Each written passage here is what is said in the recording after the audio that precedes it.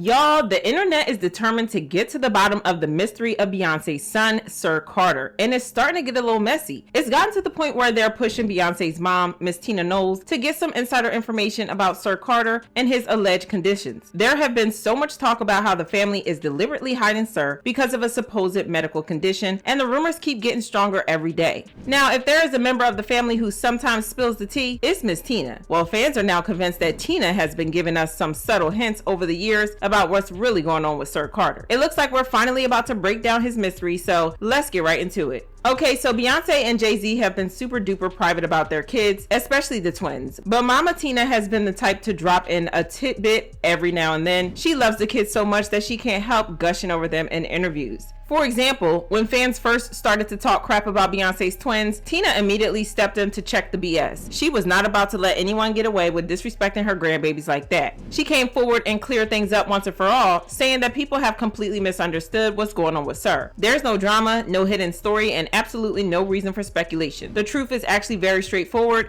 He's just a private kid who isn't interested in being in the public eye. That's his nature, and there's nothing more to it. Tina, who's always been deeply involved in her grandchildren's lives, decided to share a bit more than usual to give people a better understanding of Sir's personality. In an interview, she explained, Sir is a very, very smart child. He likes numbers and he's very low-key. It wasn't a dramatic reveal, just a simple, honest look at a child who values his privacy. Her words made it clear that his low profile isn't because of anything negative. He just doesn't like the attention, and that choice is being respected. What does that mean to you? Tell us a little bit about Rumi and how excited Well, she is. Rumi is amazing. She's an amazing artist, like painter and creator. And so, I mean, how could they be anything else growing up in that environment? That's all we talk about is creativity and fashion and the whole thing. What is Sir interested in?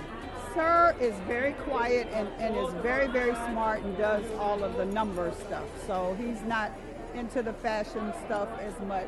Just like Beyonce, Tina is super protective of the kids, and she has opened up about how she felt about them growing up with their parents' fame.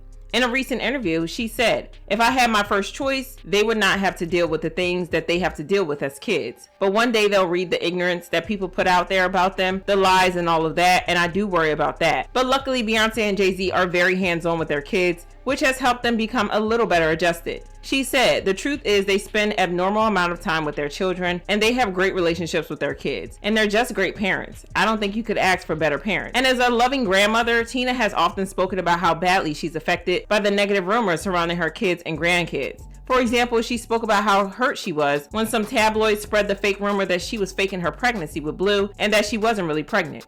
She said she went on a show in Australia and she had this very broad cloth type of dress. She wasn't huge pregnant, she was just very proud of her little stomach and she bent over and the fabric of the dress bent. They started this vicious, horrible rumor that she wasn't pregnant. I was never so enraged because this should have been a sacred experience. And what they didn't know is that my child had been through a couple miscarriages, which were so painful. I'm not so good at that. I will cuss you out about my kids. That was one of the worst times of my life. It really was. I would cry, I would get so mad, and I would get so upset. So y'all can imagine how she feels when people talk badly about her grandbabies. To make matters worse, Beyonce has opened up in the past about how difficult her pregnancy with the twins was. In an interview with Vogue, Beyonce said, I was 218 pounds the day I gave birth to Rumi and Sir. I was swollen from toxemia and had been on bed rest for over a month. My health and my baby's health were in danger, so I had an emergency C-section. We spent many weeks in the NICU. I was in survival mode and did not grasp it all until months later. After the C-section, my core felt different. It had been major surgery. Some of your organs are shifted temporarily and in rare cases removed temporarily during delivery. I'm not sure everyone understands that. I needed time to heal, to recover. This makes it even worse that after going through all of that, she still has to deal with people calling her son names just because she chooses to keep him private. Like that's not enough, one of the loudest voices is her former friend, Kanye West. It's still wild how Kanye has turned against Beyonce and Jay-Z when he was pretty much family at one point. I mean, do y'all remember how hard he celebrated when Beyonce announced that she was pregnant with Blue? Child, the way he celebrated, you'd think that he was the father of the baby.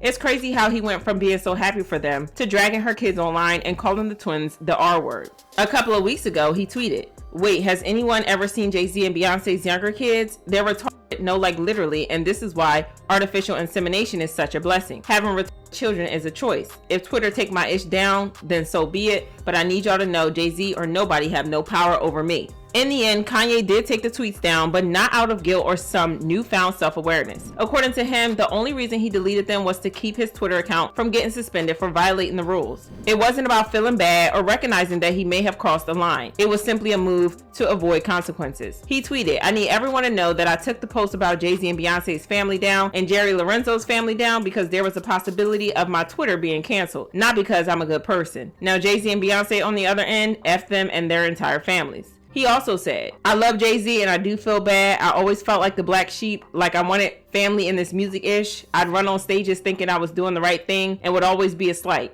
Not coming to my first wedding, him putting Kendrick on the Super Bowl over me, or even us never being invited to Ish, taking jabs about my red hat on Donda. I felt like both him and his wife could have helped me have more leverage with my kids. They could have used their cultural position to not just watch the Kardashians run me over. It hurt so F both of them because when I needed them, it was F a mother effer." He then doubled down on being forced to delete the tweet, saying, "Concerning the Jay-Z and Beyonce tweet, Ninja said I will regret it. No, I regret taking it down. My Twitter account is a one-way conversation. The only thing that I was mad about in the last few hours was taking that Jay-Z and Beyonce tweet down. Somebody from my music team called me and begged me to take it down and spoke on Twitter, banning, etc. I'm so mad I took that down, and now that you think Jay-Z, peace self, made me take it down, I gotta double down. Ain't no celebrity ever said nothing to come to my aid when it came to these white women taking my kids cause they was mad I was wearing a Trump hat. F Jay-Z and his whole family, especially his shoe."